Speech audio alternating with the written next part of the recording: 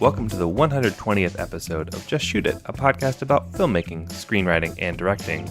This episode was brought to you by our patron, Luke Good.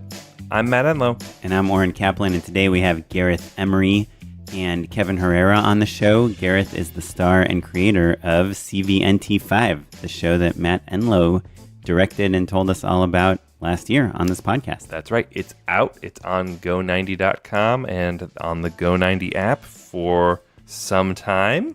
We'll see how much longer. I don't know exactly. Yeah, Go90 is kind of disbanding and they're doing some stuff, right? Oath is like their content company. We'll see, but get it while it's hot. Check out the episodes. Check it out. It's really funny. It's a fictionalized world of a DJ. It's mockumentary style, and it's awesome. I really enjoyed the parts that I saw. Thanks, man. I think Gareth and Kevin were in the trenches with me, so it's a really great perspective on what it is to make 8 half hours of television with a lot of people who hadn't done it before. Yeah. Oh, it's worth mentioning that Gareth Emery is this world famous DJ that is used to performing for 10,000 people at a time at shows, and he even more, or more than that, thousands of people, and he's got approached to do this show, and Matt helmed it. My favorite part, as I told Matt, was when we talked about why they hired Matt to direct it, because they had a lot of different options, and I think it's a great lesson to learn about how to approach an interview about directing a show. It was great to catch up with some old pals and talk about how we made the show together. So stick around for a great in-depth conversation. Gareth is a real student of everything, basically. He's a student of the world, and he's really great at self-teaching. And so we talk about how you go from being very good at one discipline you spent your whole life working on, music. How do you transfer all of that audience and skill and experience into something brand new, which is making TV? And I think he did a great job. Yeah, I think this is good for a lot of our listeners that we've gotten feedback from that are a little starting to get into film a little later in life and wondering if it's too late. And I think he's an example of he's always been an artist, but he just dove into this medium recently and is loving it and can't wait to do his next thing. So I think it's never too late. I don't think so either. Yeah, and Gareth would agree. So I can't wait to talk with those guys a little bit more. But before we do that, Oren, I have been dying to know, what have you been working on lately? Well, Matt, I have been, in this weird limbo as we often find ourselves. I'm on hold for about 7 different projects. One of them is that e-pilot that I've talked about on the podcast, and so many people have emailed me about it that have heard me talk about it on the show. Yeah. And I, unfortunately, have to respond to all of them and say, it's been delayed. We're recasting. And, I guess that is kind of the repercussions of having a podcast where you talk about what you do every week because people ask you about it, which totally makes sense. So I'm on that. I pitched on this, big commercial job last week, and they just changed all the scripts, as is not unusual at all. You spend a week figuring out how you would shoot these things and come up with 10 different funny ways to say a certain line of dialogue or a camera angle, and then right when you finish everything, they're like, the client is deciding to change everything. But, okay, so the other thing I've kind of been thinking a lot about lately, kind of something we talked about, our friends at Making Movies is Hard, Timothy and Ulrich, just had an episode where Timothy was kind of talking about getting to an age where he's not sure if he wants to kind of continue with the hustle of fighting to get money, fighting to write scripts, fighting to get jobs. I personally think he's a very talented commercial director and that he will probably get more jobs. So who knows if he will stop directing or not. But, whenever you hear about friends, we have another friend, Ian Pfaff. Do you know him? He just left LA. He moved back to the Midwest. Oh. And he's one of the most creative, artistic people I've ever met. I only know him from his reel as featured on Jordan Brady's podcast. Respect the Process. Yeah, he's amazing. So he went home? Yeah, he has a couple kids. He has a wife, and I think they wanted to be closer to their family to help raise the kids. And I mean, this is this guy builds all his own props, does stop motion, writes his own music, makes amazing stuff. He directed all the stuff for Funny or Die and TV shows and movies and everything. Talented. Yeah. And he's I'm done. And so I'm nowhere near wanting to be done, but sometimes I know, I mean, we have a freaking podcast called Just Shoot It. I know the best way to get work is to go make work. And sometimes I'm like, I've been doing this for a long time. Like, do I really want to just like take a camera and go out and like rally everyone to go make this short film? I mean, you just made a short film. Yeah, you man. know what it's like. I don't know. I guess I love this, and I've been. I guess just the thing I've been thinking about is how the longer your career is, I don't know, I've been in LA for like 13 years already. The longer you do this, the more work it is to get yourself excited about projects and to not be jaded and all that stuff and not think about, oh, am I going to waste my like 2 years on a documentary about like power walking or whatever?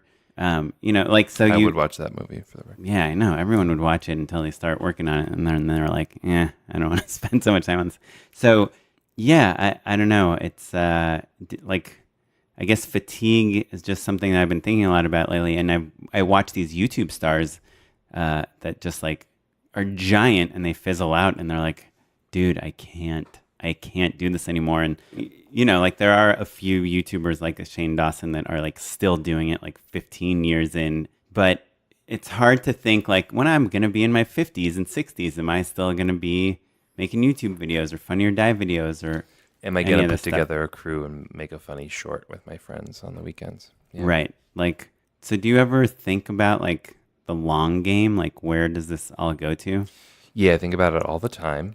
As we've talked about, I'm obsessed with mortality, and my short is called A Gray One. It's about a couple that comedically discovers one of them has a gray pubic hair, and that's a existential spiral into a meditation and conversation about what it is we're doing. Right. It's explicitly about that, about how life is a ticking clock. Right. So you're trying to channel with pube jokes. Right. You're channeling your anxiety into a creative outlet. And look, filmmaking, I don't know if anyone's heard or not, but it is pretty hard. And the highs are high, the lows are low. That's what this show is about. We're both married to actors, right? So like we're all in this struggle together. The question that I always pose, and I've always had a consistent answer, is could I be happy doing anything else? And if the answer is no, then there you go. And is the answer no? Yeah. So if I offered you a job, you're going to make $200,000 a year overseeing the creative wing of like a production company. Basically like kind of go back onto the corporate side of filmmaking. Sure. So in the spectrum of temptation, right? The things I will always fantasize about are like getting that creative director job, getting that advertising job, doing that development thing again with a cushy salary, or moving to a smaller market where competition is less fierce, and buying a house and like raising kids and making a good living, but not being in the big leagues, right? As I see them, not to be condescending, but right. to be in a less competitive market, to decide no longer to be actively pursuing a Hollywood, capital H Hollywood career. And we think about that, and I'm not sure that the answer will always be consistent. Like a house in Austin sounds pretty great, and I don't begrudge anyone who decides to do that. I know some people who have done it and like love it. But right now, yeah, the answer is no. I did that. And that even when I have a gig that kind of gets close to that, or when I'm working closely with someone who has made that decision, I know it's not for me. What about you? Have you thought about that development job? No, but I have thought about like calling my friends that run production companies and saying, hey, I love directing. I still want to direct, but I also want to help like build the team. And I don't mind. I personally, there's some directors, there are the auteurs that like want to have control of the script and the direction and the edit and everything. And I do think I am a director that loves collaborating. I like hate being by myself.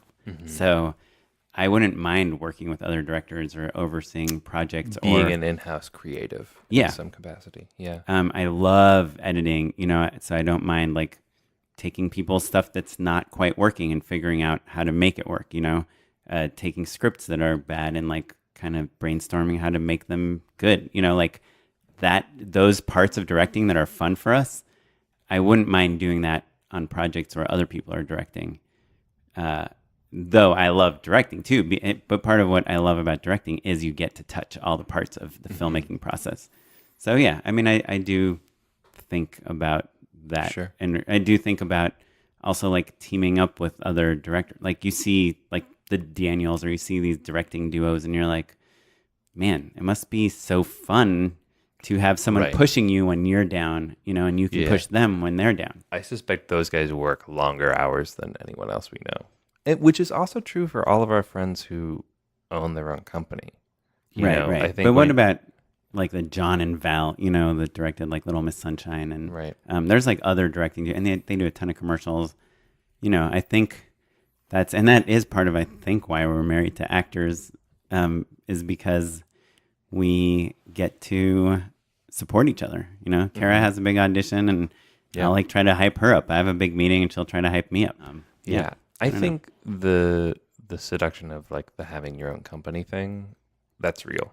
To build something, to have a space to do creative things. But I don't necessarily see that as quitting directing or giving up in any way. I think it's just that you're kind of dividing your time a little bit differently. Right, but it is going from the full-time director to directing is one of the things you can do as a creative. Yeah, I don't know. I mean, look, that hustle is still there and a big part of it. Right. I don't know. Well, I will say this. I ran into a buddy of mine who sold a big spec.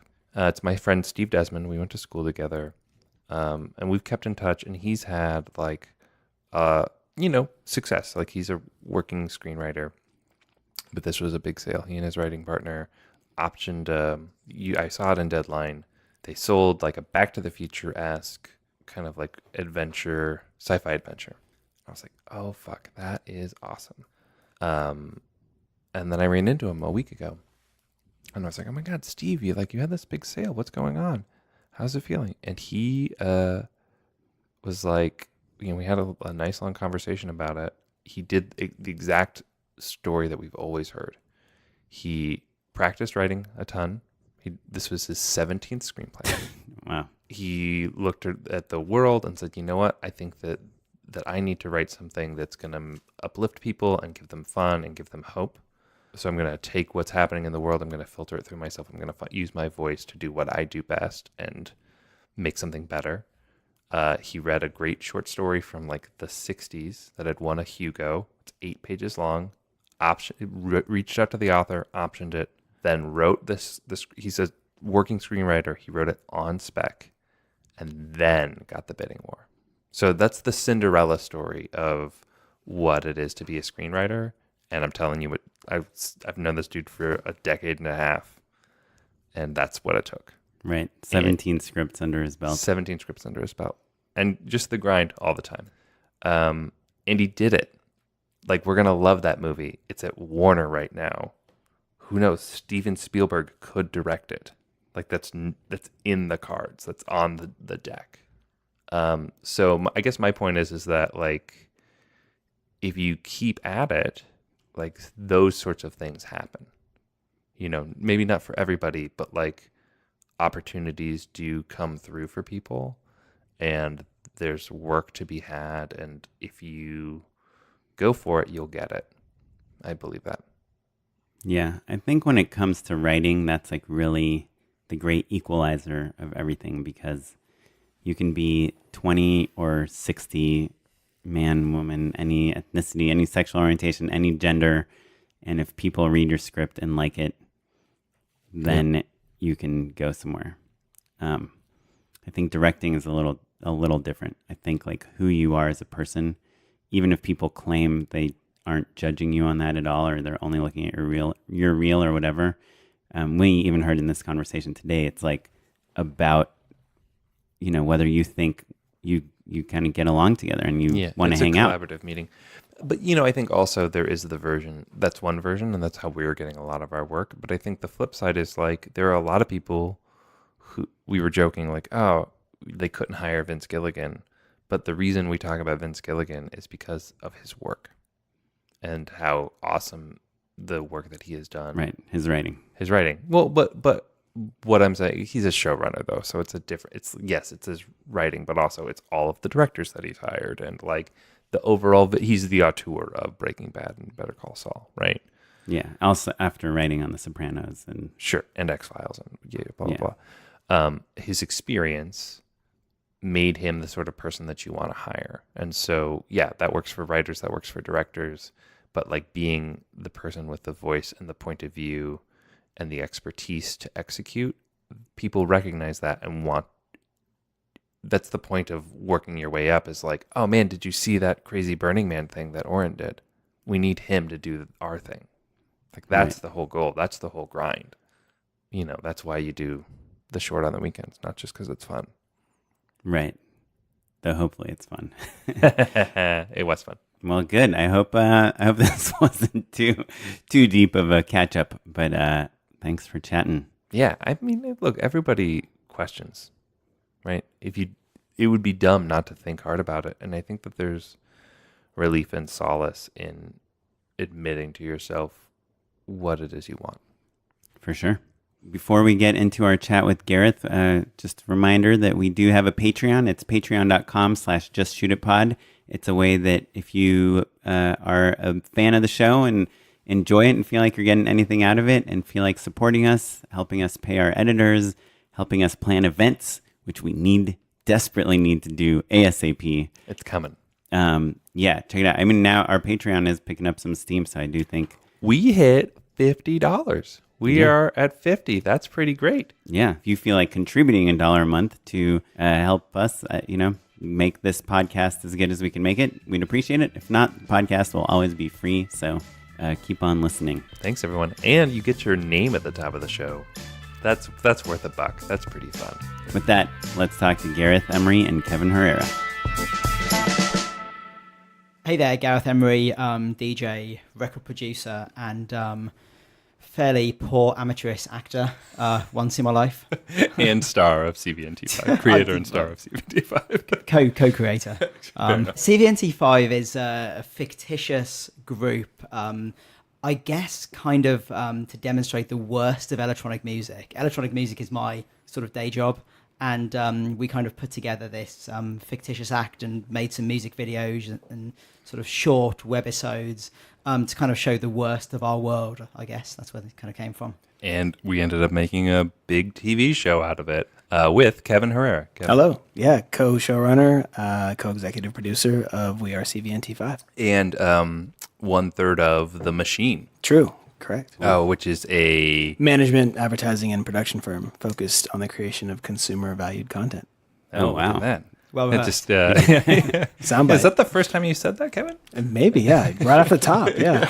Wow, you should write that down. So, Gareth, your day job as a DJ, you don't use like CVNT5 as a name at all? No, it's just Gareth Emery.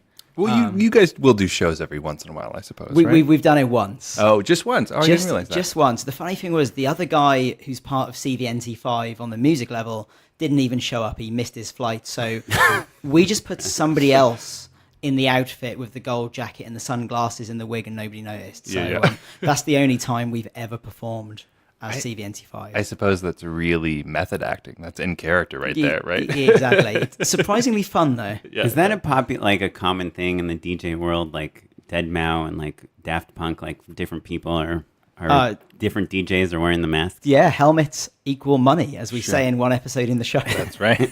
So how did you had like some sort of social following for CVNT5 before the show? Yeah, so we invented CVNT5 as a promo for my 2016 album. We just wanted to do something really stupid and really out there. And the world of dance music is a very serious one. Everybody takes themselves unbelievably seriously. They're terrified of any sort of controversy. So we came up with this stupid act called CVNT5, which you write it out, you'll figure out sort of, pertains to be another word, which I will not say. And it was kind of a joke at all these other acts that would put a number in the name instead of a letter. So we made a music video out of it. We had a great director do the music video, a guy called Tony Ascenda. Sure, friend of the show. Shout out Been Tony. on the podcast a bunch of times. Yeah, we were lucky to get him. I'd seen his Little Dicky music videos and Sure. kind of pitched him the concept. And it very nearly didn't happen because we were waiting on a Dan Bilzerian cameo, which was a thing in 2016. And we didn't get Dan, and we nearly didn't do it. Anyway, we did the music video. It went great. Every blog in dance music covered it. The reaction was kind of half, oh my God, you're laughing at everybody in the world of dance music. And, the rest of the people absolutely loved it.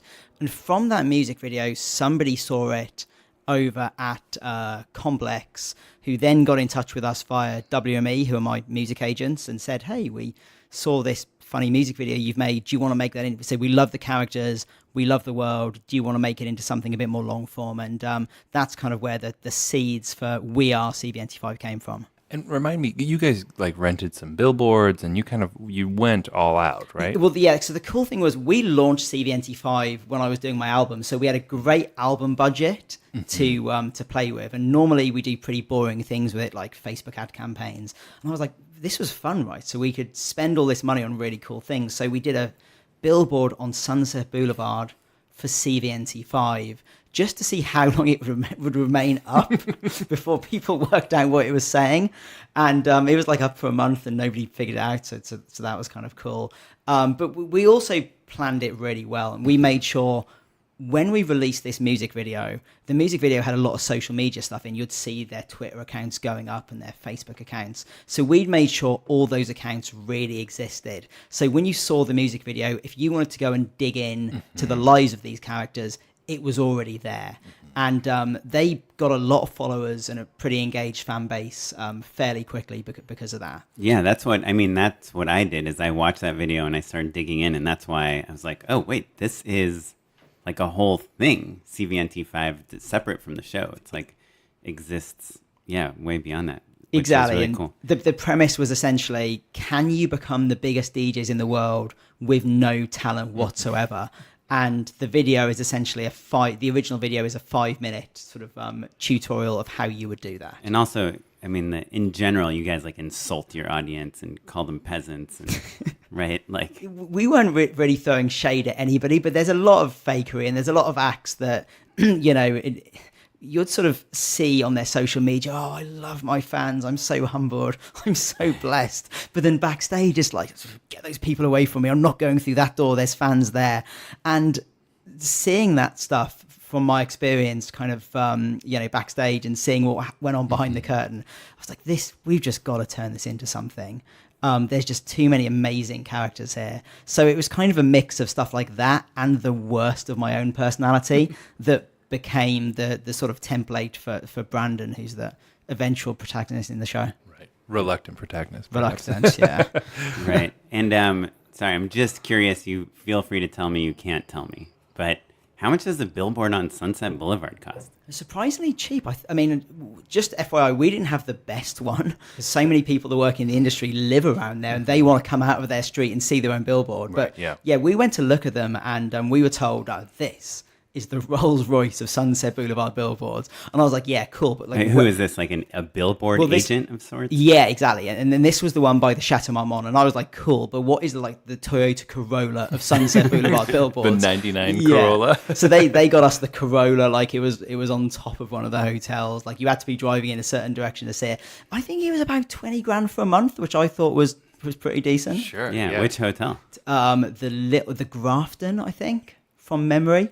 Okay, it's on the strip over there? Just at the start of the Sunset Strip, which was cool though, because again, from a vanity perspective, I live around there. Right. So for that month, driving out of my house, I was like, Could you see it from your backyard? No. and the worst thing was when a somewhat similar show called What Did Diplo Do launched. Sure. They got a billboard which I could see from my backyard. So, man, that's a hard thing to replicate for our listeners. to just get a call from Complex Magazine saying, we love your idea. Let's make a show out of it. There are some learnable things, though. The lesson and kind of the big takeaway that working with you, Gareth, really reminded me of is like, it's all about initiative and then like self-teaching, right? So you didn't go to school to learn how to buy media on Sunset Boulevard, right? No. You figured out how to do it, right? In the same way that like getting a music video and like getting it viral and like promoting it properly and then pitching the show, all of those things were things that you were learning along the way, basically. Exactly. And also just realizing you don't need permission to do something if you know that it's the way you want to do it. I mean, I wrote the treatment for the music video. I'd never written a music video treatment in my life. And the first few people I showed it to said, yeah, that's cool, but when you get in a director, they'll write it properly. And I was like, no, that's how I want it to be. Mm-hmm. And Tony, fortunately, was like, yeah, it's cool. It's going to work. Let's do it. Having zero knowledge of how these things should be done. And that went right through to when we started writing the show. The first demo episodes I wrote were done in Word. I didn't even have final draft. But jokes from those episodes ended up in the show. And it didn't matter what tools I was using or the fact I frankly had no idea what I was doing. The creative content was good and therefore it worked. So I think it's easy to think that you need all the elements lined up. Mm-hmm. It's almost like you need permission to have all the right stuff. You've got to have the right software. You've got to have the right cameras or whatever to go and do this stuff. And frankly, you don't. I mean, we had money to do that video well, but we could have shot it on iPhones with the same content and it probably would have had a pretty similar result. Yeah. I mean, I think it's easy to look. Hindsight is 2020, right? And it's easy to be like, oh, well, of course you got a complex show because your video went viral and like you created these awesome characters and all this stuff. But at the time, those were all kind of like big out there, weird risks. Like literally in Los Angeles, if you look at every other EDM billboard, it is a white dude in a white fucking t-shirt next to a name. He's performing in Vegas. He's performing in Vegas. Like there's 30 billboards like that all over town. Right next to your CPNT 5. We couldn't even get anybody to feature in the music video. So when Dan Bilzerian dropped out, and I wanted to have an interview with an actual artist talking about CVNT 5, and nobody would do it. And we literally tried everybody. Because they took themselves too scared. serious? Yeah, not so much themselves too seriously, but they were scared of the reaction. And they would think we're laughing at certain people and they don't want to get on the wrong side of them in case they kick them off a festival. Because we were laughing at some pretty big acts. And people would come back and go, oh, the video is so funny. I love it. And I was like, cool. So do you want to do the interview at the end of the video? Oh man, it's a little bit risque. And we were lucky that in the end, Armin van Buuren, who's been the 4 times #1 DJ in the world, who really has nothing to prove, kind of saw it and was like, yeah, I'll do it. And kind of thought, does he know what he's getting himself in for? So we got him in and interviewed him before he changed his mind. And without that, none of it probably would have happened. It really was kind of the cherry on the cake that set the thing off. Does Complex say we want 10 episodes that are 10 minutes each, or how does that work when Complex calls you? So at first it was like, we'd love to do something with this, and that was about as far as it went. So then we got introduced to a digital agent at WME, because obviously my music agents were not in that part of the business, and they said, Complex want to see some ideas. So I wrote the very professional Microsoft Word treatments. So you wrote a treatment or you wrote a screenplay? It was about an 8-page screenplay. Gotcha. So maybe a scriptment? A scriptment, yeah. Was there dialogue in it? Yeah, there was dialogue, and there were jokes in there that made it virtually uncut to the show. It was in Times New Roman, so it was clear to anybody reading it that this was not the work of a seasoned writer. Yes, only Helvetica. And just FYI, for me, I'm not generally like that. It was very creatively freeing for me to kind of go, I don't know how this is supposed to be done, and I don't care. Now in music, I know how everything is supposed to be done. I know what it's like done, how it's done by the book, and I've got the experience. I know what equipment to use, how the processes work.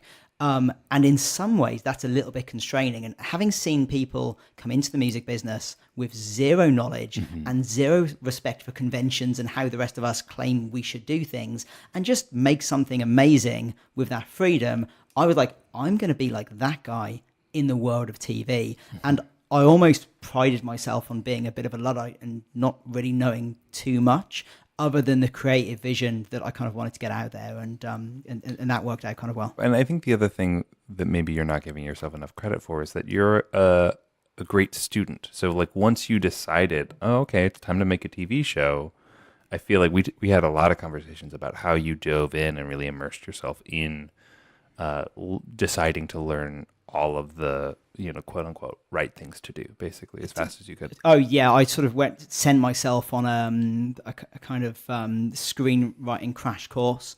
So I read a bunch of books, obviously the most basic, like Save the Cat that everybody reads, which I didn't take too much to heart, but great place to start. But I think the most important thing I did was try to reverse engineer just a bunch of my favorite shows, stuff I knew really well, by just getting the scripts and watching the show with script in hand and trying to figure out what they started with, where the edits happened. And that was probably the most useful experience I had. And were you pulling those scripts from WME or just the internet, or like? Some were from WME, but it was generally like pretty well-known stuff. So it was off most of it I could find like on the The internet. Office type of shows, or The Office is a hard script to find. I couldn't find that in Korea. I did Breaking Bad because I knew that show particularly well, and it was easy to find the script. I did a load of movies. Our show has a lot in common with Breaking Bad too. Again, though, I think for me, anything too similar, I probably would have. It would have been hard. Yeah. Well, yeah, maybe I would have started to plagiarize it. I wanted to learn the format, and I wanted to learn how to lay things out and how much text to use when describing a scene. And there were certain rules I had to learn. Right, you don't describe anything that you can't see. The thoughts that are going on in somebody's head don't need to be on paper. That stuff was useful to learn.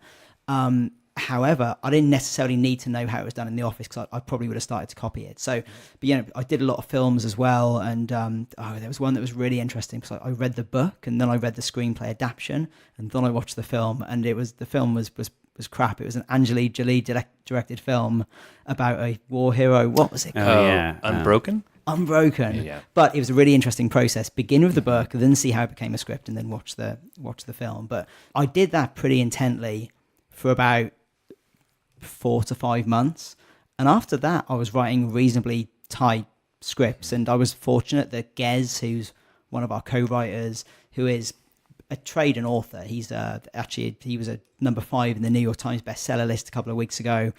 Geraint Jones is his name, and he's a fantastic writer of all sorts, and he taught me a lot of stuff as well. Oh, wow. And so this was after you had been hired, or was this still while you're trying to sell the show? We got hired off the Times New Roman treatment, and they were like, right, we want 8 22-minute episodes. And we were like, whoa, that is a lot. Wait, so let us know. To me, this is really interesting. Like, what do you include in that treatment? Like, what do you have a log line or characters? There was no log line. There was no character descriptions. I wrote all that later. I did I wrote like a Bible for the show later because I felt like we needed it. But no, that first treatment was literally Brandon Bass walks into a club and it started there. And it wasn't even a coherent episode. It was more like 6 or 7 scenes of about a page or 2 each that didn't really connect, but just showed the sort of jokes and the sort of humor we were going to have. So did you know where the show ends or what the arcs are, or anything like that? No, I had no idea. Worked it all out after the show was commissioned. So it was like a tone piece. Did you include any images or references or anything? No, absolutely nothing. Well, what's interesting, do you think, did you have an in-person pitch afterwards? Nope. It literally just came from that. I will say, though, I think they had pretty much made up their mind from the video. And the reason why I put together a Bible later on was because I felt I'd be pitching other things in the future, and I knew they wouldn't be that straightforward. And I wanted to get a feeling of, I read other show Bibles, like the Battlestar Galactica Bible, absolutely fantastic. That was really inspirational. And the great thing about doing the Bible after the show had already sold, I didn't care. And this Bible was so fun. Just the character bios I wrote was the bios I wrote for like our crew. Our Alex, who played James in the show, really good friend of mine, something of a whipping boy, both in the show and on set. So, I put his bio last, and I was like, last and least, we have Alex Madden. And I just put stupid things in there that you'd never normally put in a Bible. Sure. And if I have to pitch a show again, the not caring approach is probably the one I'll take to stand out. So let's go back a little bit, because I feel like our listeners are going to be like, oh my God, how did he do it? There's got to be a thing. Do you really think it was just the fact that like you're great in the room, you have an audience, and this concept kind of speaks for itself? Or like, if you could pinpoint the moment where you're like, oh, I think I actually sold this show, do you have a guess as to where that was? I think with this one, it almost definitely came from the original video. I think the original video, that was when the worlds were created. And by the way, that video was an incredible amount of work. Even though we had Tony, who was a wonderful director, I was super involved every step of the way. As you probably remember from when we were working on the edit, which was all over emails, I'm very, very particular about stuff. I've usually got a version in my head of how I want it to be. So hundreds and hundreds of emails getting the video right. Even when we were showing things on people's phones, bits of digital content, I'd work with the designer to make sure everything looked absolutely legit. Like no stone was left unturned. And I think the work that went into that first video was ultimately what showed it. And then the actual treatment I wrote was just showed them there was some more. It wasn't just a fluke. Right. But I think having an audience was also important. And I think, frankly, if your content is good, it's not that difficult to build an audience, as long as the content is good. Wait, but I mean, you are also Gareth Emery, Yeah. a DJ that's known and in the scene and has an audience and a fan base. Like, how much of that do you think came into play with Complex? It definitely was a big part of it. But I do think if somebody that wasn't me had invented these characters, would they have sold the show off one video? No, because they wouldn't have had the audience. Could they have sold the show after 2 years of YouTube videos and Instagram skits? Absolutely. There's just going to be a little bit of a longer lead up. So I've already had 15 years of building an audience in music. So I was fortunate that the network assumed that enough of that audience would follow me to that new project. If you're starting from a completely standing start, it's going to be a longer build up, but it's still just as achievable if what you're doing is good. Well, and I think also, like, obviously the audience that you have as a musician will transfer to people who love. They're the people who will love the show first, basically. Yeah. So, like, there's a very easy flow of traffic for them, and that is a thing that people care about. And obviously, like, there's so much content out there, like, figuring out anything that a network can do to, like, get a leg up over the competition is going to be crucial. So, like, it's not a coincidence that this is the thing that popped for them and that they were like, oh, of course we want to do this. Well, let me ask you, just to get into the nitty gritty here, is your audience, your music audience, tuning into the show? Like, do they want to see you doing like a narrative comedy show? I would say they do. I think firstly, we're only distributed in America right now, and we have a big worldwide audience. So a lot of those guys are really unhappy that they can't see it. But I think a good percentage of the American fan base are tuning into it. Not as much as if we'd been on Netflix rather than go90.com. But that's maybe another lesson to take under consideration. But no, I think a lot of them have been tuning in for it, and most of them have liked it. And you know, I think Have you gotten any negative feedback? The only negative feedback was that we changed out Ashley's character for Paul. The character we had in the original music video is not the one that plays sort of I don't want to use the word sidekick because that your best mate. My best mate. Exactly. But other than that, no, the responses have been really good. So how long did you guys have to write the show? Let me think. The show, we were offered the deal in July, and we didn't start shooting until May. And we wrote solidly for 9 months. January and February 2017, I did nothing else other than get up at 5 a.m, and because that was the time when the kids weren't awake, the house was quiet, and write. And I had a lot to learn as well. Right, if I was doing it again, it probably wouldn't be such hard work. But obviously our first scripts were very, very messy. And, there was a point where the production company kind of wanted to take over the process and sort of write the show for us. And for me, that wouldn't have led to it being the sort of show that I wanted to make. So there was a period of us pushing back and saying, hey, no, we want to do this our way. Kind of we create the characters, we create the world they live in. Like, yeah, we're rough around the edges, but we're going to get this. And eventually we kind of figured it out. And who is we that you're referencing? So the 4 writers that did it in the end was sort of me and Geraint Jones, who I mentioned earlier. Then my sister Roxanne, who was a co-creator, and Alex Madden, who plays James, the manager in the show. And then once we started getting towards sort of pre-production, then Kevin brought in Alicia Yaffe, who was a fantastic writer, really helped us punch things up, and also work out what to cut, because we were told a page a minute, but our original scripts were like 35 pages long. And to me, I had to really see it that it was a page a minute before believing it. Sure. Now I do. And I mean, there are like, wasn't Mad About You like, I mean, 2 pages a minute? Depends. Gilmore Girls is the famous example where if you look at a Gilmore Girls script, it's like so much longer. It's like 70 and pages. You're like, oh my God, there's no way. And they're like, no, we cram it all in. But yeah, and I think also the realities of once you're in pre-production and you're like, oh, I see, like, you know, I wrote 16 Ferraris in the front of this house, and maybe it's now a nightclub instead. You know, things like that kind of shift and grow as we and I think having, like, knowing what I know now, I'd put less stuff in future scripts that would be impossible, knowing the sort of constraints. And it is kind of mad. I remember we were shooting a music video, and I turned up and there was a Lamborghini Huracan on set. And I was like, why is there a Lamborghini here? I said, that must have been expensive to rent. And the guy that handled the stage designer said, well, it was in the script. And I was like, really? And he shows me the script. And all of a sudden I get this flashback of writing the description of that scene. And it was late at night. I was polishing it off. I was sat on my sofa, just tapping out. Brandon walks into the music video studio. There are girls with AK-47s. And I sort of stopped and I was like, and a Lamborghini. And those 3 words was $1,000 rental, which...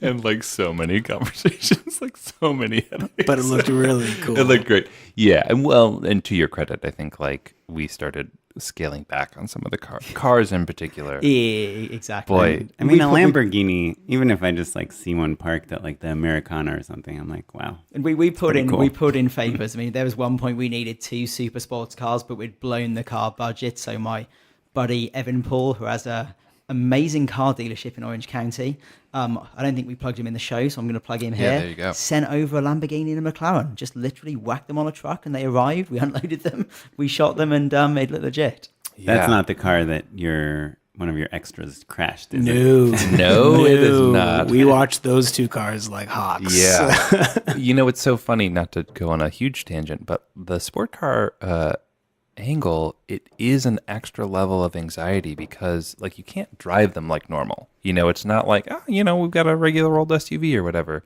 because they're all supercars. To a PA. It's a jet engine. You know what I mean? Yeah. So like, and they're super low, and so you really have to like pick your shots and figure out exactly where they need to land well in advance in a way that like shooting with a normal car you don't have to think about. So it was a funny learning experience for me. We put somebody on those cars and their only job was to protect the cars, because initially the cars are there on the drive and there's like people walking past holding lights and stuff. Sure. And like, oh. I'm like, oh, you guys, that's half our budget. like that's literally the whole show is right there. Exactly. What are so aside from the cars, what are some other impossible things that you wrote in that you would change? A trip to England. we set episode 8 in England, and it took a long time for me to be convinced that it wasn't realistic to go and shoot in England. And I was like, yeah, we'll just do a skeleton crew, it'll be fine. And then even after that was shot down, I was still going, yeah, but just B-roll. We can just like send somebody to get B-roll. I mean, I kind of was with you on that for like too long. I should know better. I was like, let's go. I think in the picture, I was like, yeah, we could go to England. Cool. I think I also did not understand what, you know, some good set design could do. I didn't believe we could convincingly set an episode in England and shoot it in Southern California. And in the end, I think we did. And, you know, those sets were hard work, and it probably was where I was the biggest pain to people, because obviously I knew how things should look. Mm-hmm. Like would be there literally designing road signs with people to make sure like everything was bang on. I downloaded the fonts for British road signs and sent them over, and then we chose some very careful stock footage because we didn't have the right B-roll. But, you know, we we just about made it work, and so that was definitely over budget. Yeah. I mean, also, honestly, like, it's kind of nice to have that resource. You know, I think the hardest part actually there was getting British cars was really hard because you Like needed the license plates? Or? No. They're on their drivers. Their wheel is on the other side of the car as well. So like you have to close down the road to easy. drive on the other side. Flop the shots, man. Yeah, unless there's a single like sign in the road or like locations are specific Flop at all. the sign. Yeah, yeah. I mean, we talked about it a lot, and that's not a bad plan. But also, like, I'm just kidding. you can't do that for every single shot, unfortunately. But yeah, we thought about it. Where'd you get them? them? From a car rental place, like a specialty shop. Yeah, we got like a real beater, like the car that his character drives is like a piece of shit. Yeah, it looked really British though. It looks great in the show. Yeah, That's awesome. So, and Kevin, feel free to chime in on this. So I've seen the first couple episodes, and there's like some really great crowd scenes. Like, how did you guys like try to shoot all the crowd stuff at the same time, or how did you get? I mean, it looks like there's a ton of people at the shows. Mad Yeah. Low. yeah. There we go. I actually learned a really great lesson on the show where I realized the sweet spot for any big crowd is like 60 people. 60 people is enough to fill out a space. I guess on like the exchange days, we got a little bit bigger. But Yeah, we not- put 150, 200 those days, I think. But those days were like really, it just slows everything down, right? Like we were cranking in terms of like the number of pages we were doing. Like there were a couple days where I remember we shot 12 pages before lunch. And I was like, oh my God, this is insane. It messed me up for subsequent shoots because I was like, yeah, 35 pages in a day, I can do that. Done plenty of time. But so my point is, though, is that like as soon as you get past 60, you're herding cats. And like the number of PAs that you have to like wrangle and your seconds and all, you know, your whole team kind of, it just becomes about the crowd size. And are you feeding these 200 people and stuff? Yeah. Yeah. What do you feed 200 people? Tacos? I don't know, man. Really? Kevin, what did we feed them? Do you remember? I do not. It was healthy though. Yeah, we lucked. Our catering was great. Catering was I good. really loved Catering it. We all were was really talking good. before we recorded about how much weight we gained from eating the amazing breakfast burritos. I think the other thing in getting those scenes to look good was just really precise editing, and you know, I guess it's a combination between say close-ups, which were fine, and then shots of our actual like large crowds on the day and stock footage, and it was really pulling together those three different elements in a way that you kind of couldn't tell. Oh, is there stock footage from like bigger shows? There's used? stock footage certainly for like all of the festival exteriors, or there's a ton of stock there. There's not much in the first episode, though. I think is we there? just use one or two shots. Yeah. And also, you just have to be very careful with the shots you use, because with those crowds of 60, you can make it look like a crowd of 6,000. However, at least if you know what to look for, one shot, like the corner of one shot, if you're not careful how you edit, you can suddenly realize the crowd ends there. Mm-hmm. And I was frequently in the edit just picking out, going like, Sure. that shot needs to be tighter. or like zooming in, or all Yeah. that stuff. I think also just people when it's 60 people and it needs to look like 6,000, you got to just push them together. Like that's the thing that's really hard, is because people naturally just want to have a little bit of space. And like I remember like having PAs like literally like constrict the space that they were allowed to stand in, because like at a show like that you're like rubbing up against everybody. So Right. I think you can make 5 people look like a huge party if you really get them like scrunched up with each other. The good thing is, on the day where we did the clubs for episode 1, which was obviously really important, they were actual fans. I kind of reached out on Facebook, and the good thing about them was they knew how to rave.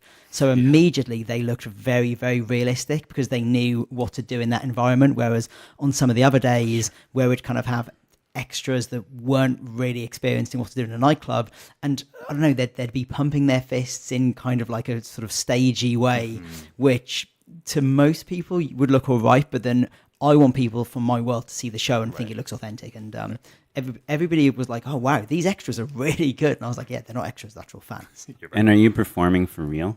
Yeah, real performances. Yeah. Yeah, especially on the days where you've got a lot of people. Like, why not, right? Yeah, it was pretty fun.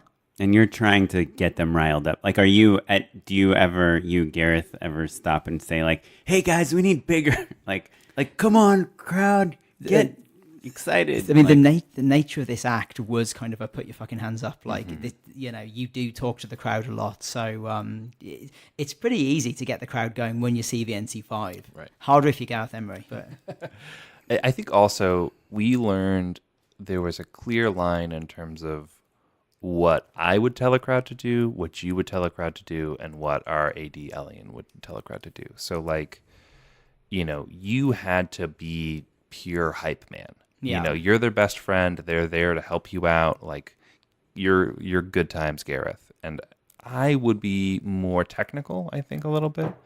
Just like in don't terms of, move like, too much to your left. or that or type like of I thing. need you to squish together, like everybody, like Right. get friends with your neighbor. And Elian, to his credit, actually is really, really great with the crowd work as well, but would also handle the other aspect of the logistics of, moving people here or there, or kind of communicating what was up next, keeping them in the loop and keeping them informed. Because especially when it was your fans, when they weren't being paid to be there, you have to give them an extra level of like respect and understanding and courtesy, because like the last thing you want is for a fan to be bummed out about being a part of the show. And we had that talk, and and Elian's pretty nice anyway. Even when he's cracking the whip, he'll do it in a nice way. But on that morning, I sort of put him to one side and said, just FYI, these guys are fans, so dial down how you would talk to normal extras who are there getting paid or whatever.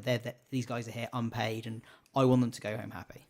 Right. Yeah. I mean, we've talked about this on the show a million times, but I like hate it when the ADs call them extras. I don't even really like background that much. I always try to call them like concert goers. Let's get our concert goers going. Let's get our Party fans people, going. perhaps? Party. Yeah. Like just try to make them feel like they have a role in this film, that they're not like a prop, And I'm sure like 95% of our listeners know this, but like when you have back extras, there's nothing better than like a good AD, because if it's a SAG production, the director isn't even really supposed to talk to the extras. Yeah, I did. Unless it's as a group. Right, yeah. So you can do what, like an omni, basically, but you can't specifically call people out. It was a tricky thing for me because you want to direct, you want to be able to be specific and to, have a relationship with these people, but also like the more I direct them, the more that would be taking advantage of them, even if they were okay with that. So being mindful of that and making sure that everyone's being treated fairly. And then also like we had a good budget for upgrades. I would be like, hey guys, how many upgrades do I have today? So that when we had a great bit, someone could do something funny and specific in the moment, and then that would make it into the show. We had some really good upgrades as well. Yeah. My favorite being the guy in the sushi restaurant, I think. Oh, yeah. The line was like, You should be ashamed of yourself. You should be ashamed of yourself. So this is actually, I don't know if you know this story, Gareth. So we got everybody together, and there was a slight miscommunication where it was like, all right, I'm going to go upgrade somebody. I'm going to give an extra line. And I got all of the people there for the day. The line is, you should be ashamed of yourselves, but unfortunately it's a role for a female. And so, guys, you can go ahead and, go hang out somewhere. And he, as he walked away, was like, you should be ashamed of yourself. And I literally was like, well, that's got to be it. That's the guy. So he won it fair and square. I remember he told me that he had to hustle for a bit, and I was like, mate, I love that. Like, Right. And so for our listeners that maybe haven't done a lot of SAG productions before, basically, if you have an extra that's getting paid pretty much minimum wage, right? Mm-hmm. About. Like, so if you have them, even if they're just like affect the plot in any way, like someone looks at a girl looks at a guy and whistles at him, and we see a shot of that guy, he's now like a principal. Yeah. And so you need to upgrade them and pay them more, and they get residuals, right? Mm-hmm. So that's what upgrading is. Maybe not with the new media contract, but maybe, I don't know. I decided not to learn all of that stuff because it would be and so it's all stressful. changing constantly. Right. Yeah. But As it grows. Yeah. But it is good to know if you're doing like your first SAG job and you start using like the extras to do all these funny bits, and then realizing like, oh crap, we can't do any of this. I did this. Yeah. You're spending a couple $100. Your producer comes running over. He's like, Stop! Yeah. I did this job where it was like two actors, this one guy auditioning for this, for a role, and then the girl that was auditioning him, right? Those were like the two characters. And we had the editor like ADR'd some line that was like in a video that the girl was watching on a tablet. He said like, "Hey man, that's mine," or something. He was our editor, said that. So and he then just dropped it in. he just dropped it in, and we ended up just keeping it. And then somebody handed her the tablet that she looked at, and you just saw his hands. But it was SAG. The guy was, and it was a celebrity. And SAG saw the video, and they're like, "These two people have to be in SAG," and they both got Taft-Hartley'd. So our editor is now in SAG, and so is that PA who put his hands in the frame. So it's just like, yeah, sometimes you just have to be. It helps to be aware of those things, because otherwise you'll just keep getting pissed off at your AD for not letting you do anything. Yeah. But there's like a reason. My first SAG gig, I accidentally upgraded somebody, and it was a commercial, so she made like an extra $400 or $500, and she sent me a mug. That was a thank you. Just one last question about the writing. Like when you got this job and you found out 8 22-minute episodes. Yeah. This is more of just like a selfish question, because I'm just curious how the various strategies people have for this. But how did you figure out the arc of the show, like where the characters start and where they end, and what the format of the episodes was? So that was one thing that the writers from the production company did well. So the production company, Acres, who produced the show, were based out in New York. They had very little to do with the actual, shooting of the show. Kevin basically did all of that. But the thing that Acres did well, maybe even the one thing that Acres did well, was telling us how to structure a show in terms of the arc. So we rented a house way up in the isolated Hollywood Hills where nobody could get hold of us. Cell service was terrible, and we just did it traditional style, whiteboards, and sat there and kicked around ideas, and it was really, really fun. Just saying like stupid things, and we kind of figured out that our first 4 episodes would be introducing the characters, but they'd all be somewhat self-contained, and then episodes 5 through 8 would be where the arc of the show really, really took over. And that's definitely one thing. If I'd not had the sort of template of how to do it, I would have been lost. And Gez also knew that stuff already, and he is an incredible mind when it comes to structure. So when we came to putting these episodes down, even though I did a lot of the writing, the structure was almost always Gez. And one thing that I find really difficult is just the interplay, to have your A, B, C plots going, and knowing where to go from your A plot scene to your B plot scene. Like, I like writing long scenes to express whatever I'm trying to get out in the scene. I'm not that good at then dividing up those long scenes to make a nice coherent show, whereas Gez tends to write stuff as if it's already edited. There's literally no editing done with his stuff, so he was really amazing at that. And so did you know how the show was going to end, like when you first started, when you were pitching it and stuff? No, there was a lot of discussion about that, although what I knew from the very beginning was that when we initially sold the show, our music video was about the rise of the group. And pretty much everybody else said, this is going to be amazing. We're going to start the show at the bottom, and then we're going to show the group get big. And I was like, nah, there's no comedy in that. We're going to start at the top, and we're going to show the wheels come off, because that is what is going to be fun. And that is also where we get to identify and empathize with the characters, because I find it difficult when you just see something going well all the time. It's really difficult for you to get empathy for these people. So for me, our 5-minute music video, that was the entire journey of these guys getting big. And the show starts, and the absolute biggest, and slowly but surely, the wheels come off.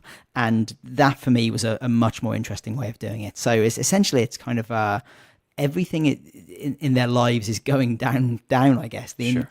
Pretty much for 8 episodes until the end. I would joke that basically this was a show about 2 characters who consistently made the wrong decision at every opportunity. Right. So I guess the next most interesting question for me is, how do you end up hiring Matt Enlow to direct the show? Yeah, this is a funny one. And I don't know if I ever talked to Matt about this, about how unlikely it was that we ended up working together. Sure. I mean, I remember not thinking I got the job. That's for sure. So I think Sorry, I hope I didn't bring up... No, it's an awesome story. No, but it is kind of a cool story. So we were meeting directors in LA, and Kev was with me, and I think we met So you had Kevin Akers So brought Kevin Akers on. brought Kevin on, so he was on at that point. So me, Kev, Alicia, and I think somebody from Akers met about 8 directors. And how do you in a find these day. directors? It was just all people recommended that Kevin or Alicia knew. I knew nobody in the world, so I was very much, governed by the people they were bringing in, who were the right sort of budget and the right kind of style. And did you look at all, sorry to keep interrupting you, but did you look at all at like other stuff that you liked or digital shows you liked or series you liked and try to like meet those directors? Or? Yeah, I gave ideas, but nobody listened to any of them because I was kind of the person that found Like, it. what about Vince Gilligan? I heard the scripts, Breaking Bad. We sourced who we thought would be right for the tone of the show and who would be able to work with Gareth and get Gareth's vision across. Right. The best of our ability from knowing you from that short amount of time. Yeah. So I'd meet people, and it was hard for me to know on a technical level what to ask. Right, it's the unknown unknowns. Like I can kind of go, yeah, I like their previous work. They seem cool. We get on well. Are they right for the show? Not necessarily. Now having done the show, I'd know all the right questions to ask. Sure. And doing What are the, I guess. yeah, that's a great question. I'd love to know the right questions. And also I'm curious, did you watch people's reels or how did you watch their previous I'd work? watch their reels, yeah, but then the reels were often really, really different to what we were doing. Generally, we're shooting the show in the US, and we're trying to make a fairly dry British comedy. So generally speaking, nobody had really done anything that was remotely close to what we were doing. Yeah. So Myself included.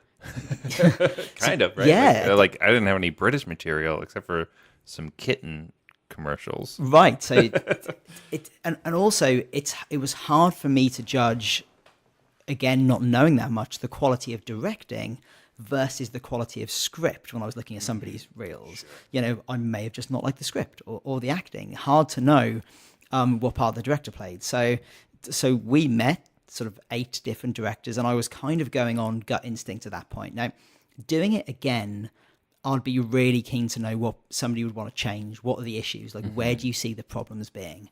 In the scripts. Yeah. What don't you like? And if those were the same things that I didn't like, cool. That's probably a good sign. Whereas if those are things that are kind of very close to my heart about what the show's about, well, then we're going to have issues.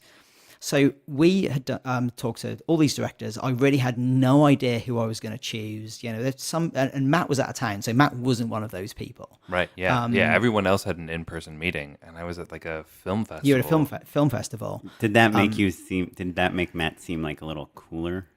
No, I don't think so. No, it was just I was enjoying meeting people face to face, but basically it was the end of the day. I'd met all these people. Some were definite no's. Others I had slightly better vibes on, but I really not made a decision.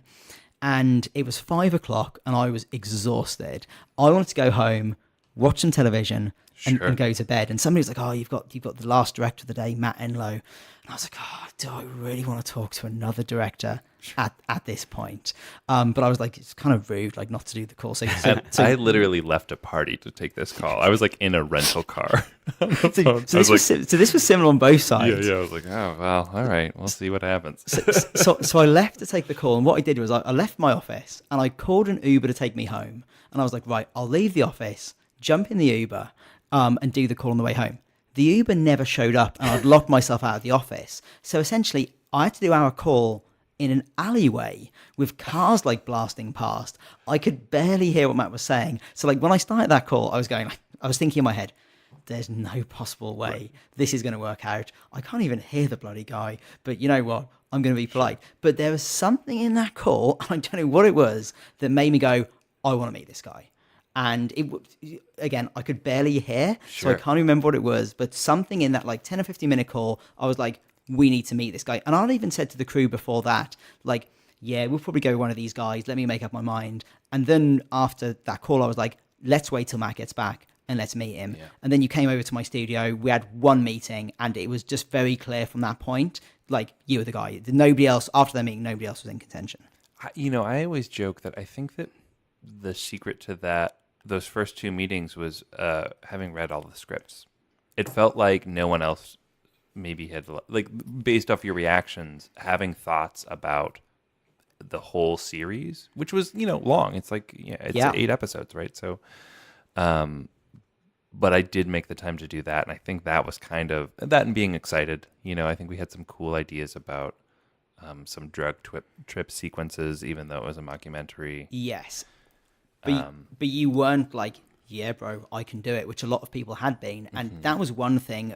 If a director was like, yeah, I've read it, it's great, I can do it, awesome, but they'd not done anything of that length, I'd start to think, well, yeah, are they going to have the eye for detail? And the fact that you'd gone through it and you'd already seen little things that may have been problems, and I agree what those things were.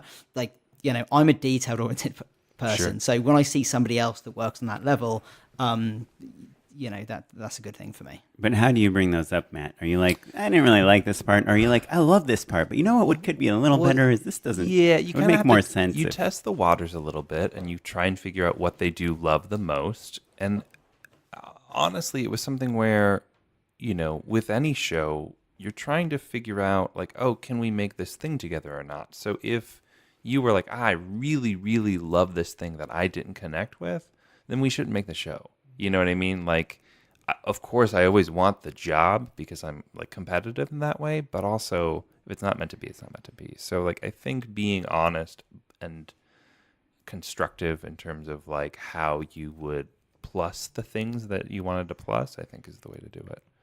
But then also I had like a couple calls with like suits on the other side. Yeah. And that was kind of a different, I think a lot of the questions that maybe you didn't ask of like, well, can you really fucking do this? Right. Yeah. I think like Complex definitely was like, let's make sure this kid like can budget handle it. wise and scope wise and Yeah, scope wise, because it was a cross-ported show, right? So like doing 8 episodes cross-ported is hard. It's a lot to handle in terms of just knowing how to orient yourself in a story and keeping track of stuff so keeping that it track of, actually like, cuts. Yeah, and making sure like I'm the compass for the actors to know where they are emotionally scene by scene, and like literally we would shoot stuff that was like at the very beginning of the season and the very end in the same day within Right, 5 exactly. minutes of each other. So being able to have a handle on that in addition to be able to do the style and all the other stuff is like a tall order, I think. Complex also did have their preference even before we Sure. started looking for directors, and I kind of had to push against that. And Their preference of director? yeah, they had somebody who was close to one of the EPs on the show, who they were really keen for, and we listened and but there's nothing wrong with this guy. He's a good director and has done some really, really big stuff, but just when I can't go on knowledge, I tend to go on gut feeling, and gut feeling, even when you do have knowledge, is often the best way to go. And my gut feeling was just with Matt, so that was kind of who I pushed for. Matt's got a power, Yeah. The I am guys- pretty good in a room. That's true. The other guy's interview was On a pretty phone. good. We felt good about it, but then Matt came in afterwards for that second interview and really blew us all away. Exactly. And I think it was just such a great choice. And I think I'm a difficult person to work with on a creative level because I have very strong opinions about how things should be. And I'm used to being the only person that gets to call the shots. In the world of music, every single decision ends with me. And You literally own the studio. It's in your garage. right, exactly. A very nice And thank you. And when I'm releasing music, ultimately the record label will have their say, but ultimately, it's going to come down to me. And it was tough for me to suddenly have other voices saying how this thing that had started in my head should be. And I was kind of amazed that we really had remarkably little disagreements with anything. And I remember going into it, I recognized I have the potential to be a pain in the arse, and I kind of thought quite early on, like on set, Matt is running this, and whatever opinions I have, I'm going to keep them to myself. And because I was sure there was going to be things I really wouldn't like, and I kind of thought to myself, right, when there's something I really don't like, I'll have that conversation offset, because I imagine the worst type of thing that can happen on these sets with something of a creative megalomaniac like me is where during a shoot somebody starts going, well, I think it should be done that way, and Right. all of a sudden you're having these conversations like in front of the rest of the crew. So I'd already kind of like mentally tell myself, keep your mouth shut during the set, but those moments never really came. I think we're just pretty much on the same path I wanted it to be. Yeah, no, we were really fortunate in that way, and I think that part of that is like setting the ground rules of like when it's time to make sure that everyone's on the same page and that we all like the direction that we're headed in before you're rolling. But we didn't have a ton of prep, so like we were in a sprint. You know, it was like there were plenty of things where if you had a problem with it, it would have been rough because that was the one location that we had, and Right, exactly. like, well, are we going to shoot today or not? So we lucked out. It seems like there's kind of two types of directing for hire jobs that you can get. There's one where someone's looking for someone to take the to helm this thing and figure out how the hell it's going to get done and what it's going to feel like and what it's going to, like the tone is going to be, and kind of be an auteur in a way. And then the other job is like kind of shepherding a joint vision and like collaborating and like, being someone that's everyone can trust to pull this off the way that everyone is kind of in agreement of how it is. And I think certain people are not so good at that second version, It was really nice after my first day on set, just seeing the way the set was running. And I just remember despite whatever else was going on off set for me, it was a little bit of a stressful time, but just thinking this is in safe hands with Matt and his crew was a massive weight off my shoulders. And I didn't imagine I would miss a single scene, having been so involved in the writing. But if I wasn't due to be on set, 50% of the time I wouldn't turn up just because, and that wasn't out of laziness. I was just very, very tired, and I knew that the show was in good hands. Yeah, that's awesome. That's like a big compliment to Matt, which I've never heard before on this show. Just kidding. You guys are making me blush. But one last question, just because I think we've hit upon this topic that's really interesting to me, and I'm sure our listeners. But can you guys, Gareth and Kevin, each name 3 mistakes that like directors you guys met with made that kind of turned you off from them? You already mentioned, Gareth, like the ones that had like no real opinion or weren't very detail oriented and were like, yeah, don't worry, I got this. Yeah, definitely a lack of specific knowledge about what we were trying to do, I think was a big turn off. And I think in general, like, if you're trying to do something which is in essence very technical, like you should be able to describe the technical side of what you're doing. I'm trying to think what else was a big Yeah, turn I off. think a strong POV is really, really important because it's like when an actor comes to a role, they're bringing their own take on that, and every director is bringing their own take on the story that's being told. And even if you have a really strong opinion on something, to not be scared if it's wrong, because there's no wrong, right, in creativity, but if it's not something that jives well with the people that are creating the show, being open to be able to have that conversation. And I think that collaboration was a huge thing for this show, regardless of the speed and regardless of all the egos involved. Everybody was there to make something really great. And you, as the director, are bringing your greatness to the table. And the collective greatness is why the show is going to be awesome. And Matt brought his side of things. I'm sure there was things that we all disagreed upon within that first and second meeting. But because Matt was open to taking those different ideas and we were open to taking those different ideas, there was like a two-way communication that formed immediately, I felt. I think one thing as well, I love the fact that most of the directors we met were pretty honest about what they would change. And there was one set of directors I met who were really good directors and they had a great track record. And they told me all the things they didn't like about the show. And they were very, very honest, which happened to be all things I really liked about the show. And we both went away and obviously they were not going to be directing it. They didn't book the job, but if they had, it would have been really shitty for them. And it would have been really shitty for me, and we all would have regretted it. So the fact they were so honest, led them not booking a show that was not to be. And right. I think that that's also key.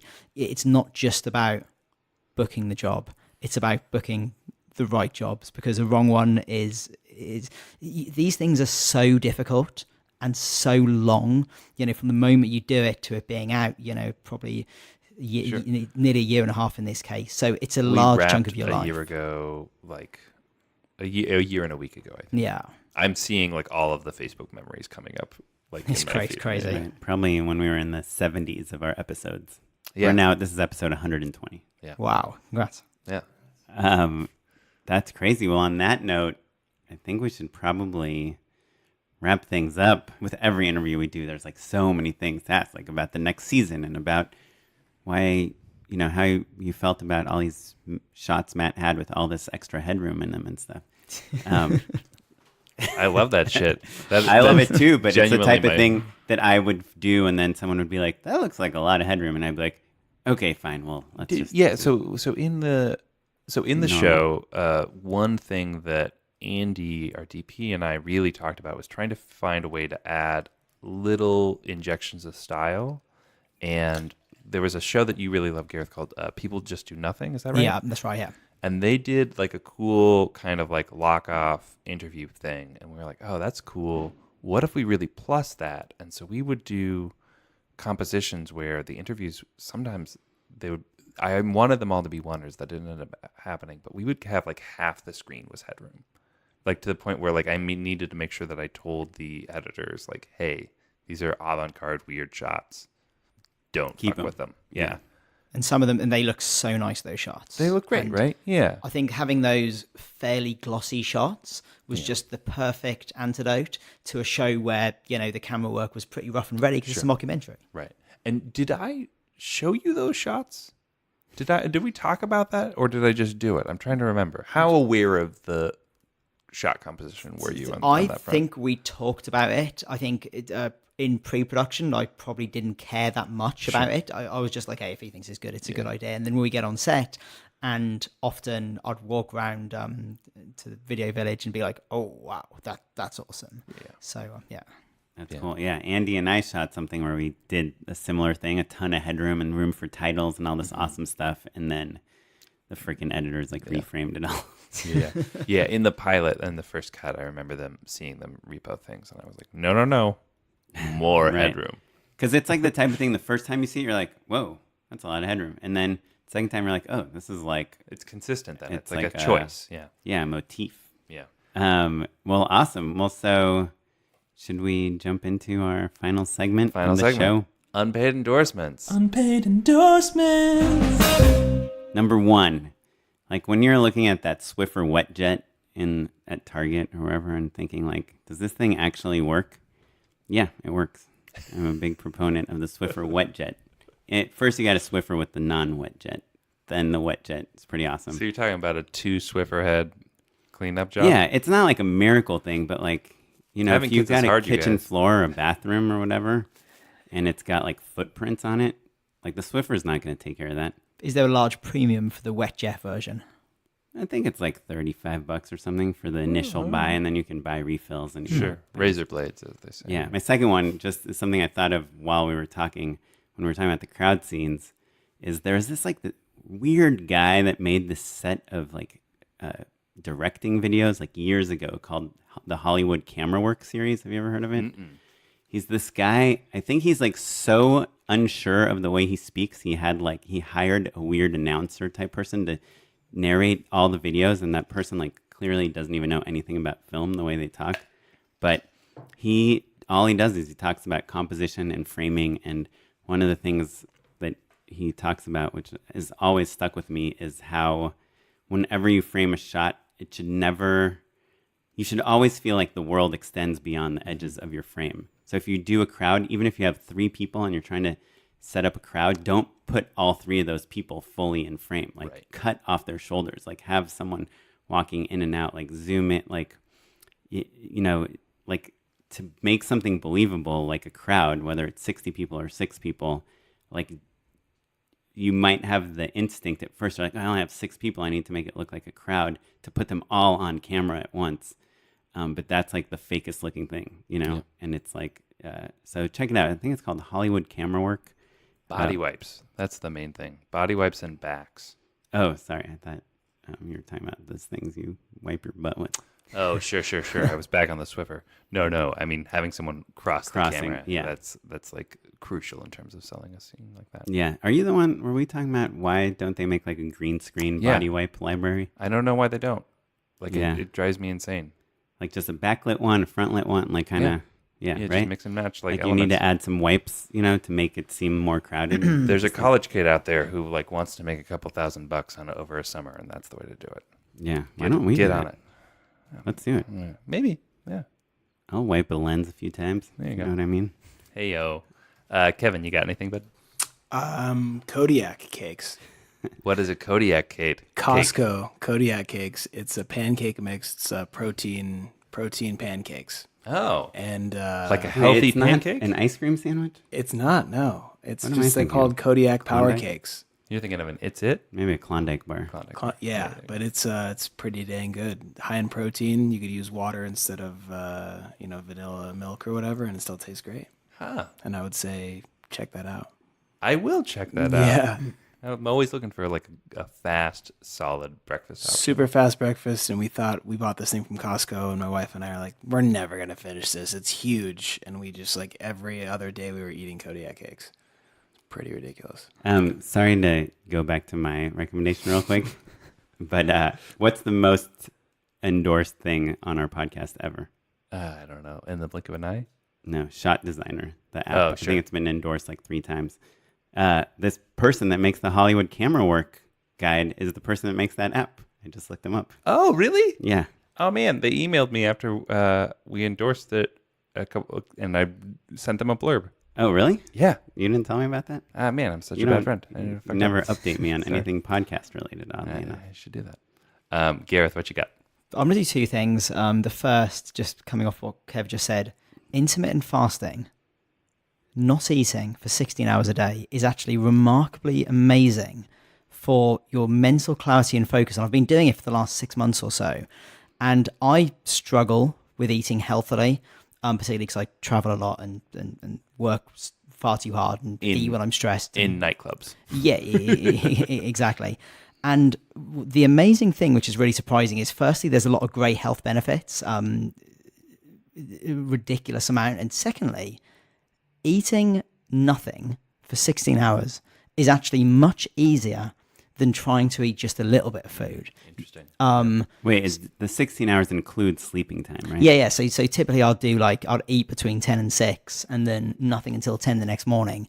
And I've never felt deprived, and it's pretty amazing, and it's got me in pretty good shape.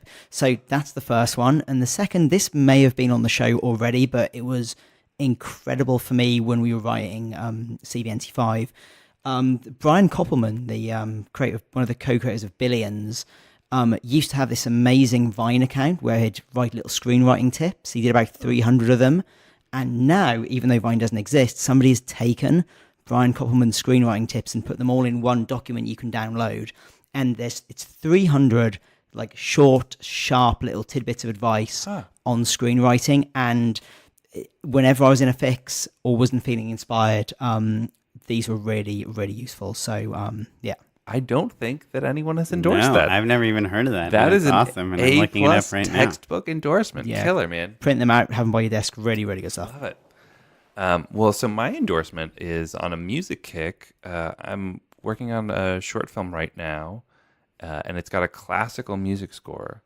And that's basically what I'm endorsing, is the idea of using like classical music, because in sound libraries and music libraries, a lot of the ready-made music that you can get is pretty bad. Nah, right? yeah. But you can't beat like a classic Tchaikovsky score, right? And all of that stuff is on there as well, because all of that stuff, it's so old that it's all fair use. So it's just somebody doing a great job of recording it, maybe through some fancy software or at an orchestra. So you can get like some of the greatest songs of all time for $50 on premiumbeats.com. Yeah. So if you're doing a short film, go ahead and think about a classical score. It's super fun. If it's good enough for Stanley Kubrick, it's good enough for me. Or it's like, Kubrick, come on. So yeah, well, thank you guys so much. Kevin, where can listeners find out more about you? themachine.la. Perfect. And that's across all social media. That's The Machine LA, correct. perfect. Gareth. Just Gareth Emery, Instagram, Facebook, whatever. If you write Gareth into Google, I'm the second most famous Gareth. Ooh, who's the first? Gareth Bale, he's a footballer. He's the most famous footballer in the world at the moment. So, I had the top spot for a good 10 years. He's got it now, but football is a short career. Sure. And It's a ticking clock, bro. and music is long. So when he retires, unless some other Gareth pops up, I'll have it again. But I'm usually number 2. That's awesome. Yeah, I've just confirmed it on my Google. Gareth Bale, Gareth Emery, Gareth Edwards, who's someone we talk a lot about on this podcast. Also British, right? Right, yeah. There's another Gareth Edwards who's a very famous rugby player in Britain who probably doesn't even make the top 10 now, which makes me sad because he's one of my favourites. But yeah. What's funny is that Gareth Edwards is number 4 and number 3 is just Gareth with no last name. Right, yeah. I'm glad to have number 2 though. If you'd told me like I was number 3, I'd be pretty heartbroken going home. Just generic Gareth without even a surname has beaten me and got number 2. Oh, you know who Gareth number 3 is? He's a fictional character from the American television series The Walking Dead. Oh, there you go. Oh, right. Well, see, if you search in the UK, Gareth from The Office is such a legendary character. Sure. I think he beat me for quite a long time. Oh, also Gareth is a knight of the Round Table, an Arthurian legend. Yeah, he's a hard one to deny his Google spot, isn't he? Yeah, sure. He's worked hard for it. Still going strong after like thousands of years. Game recognizes game. Awesome. Well, thanks so much, guys. If you want to learn more about the show or the things that we talked about, you can check us out at Just Shoot It Pod on all of the social medias. And you can follow me at Mr. Matt Enlow. And me at Smitey Pyleg. We love to hear your feedback. Email us at justshootitpod@gmail.com. Check out our Patreon. Check out our iTunes page, which we would love a review on. That really helps people find it. This episode was edited by Jay McAuliffe. Our producer is Madeline Rosewatt. And our webmaster is Ewan Williams. The music is from the Free Music Archive and the artist Jahzzar. Thanks for listening. Bye.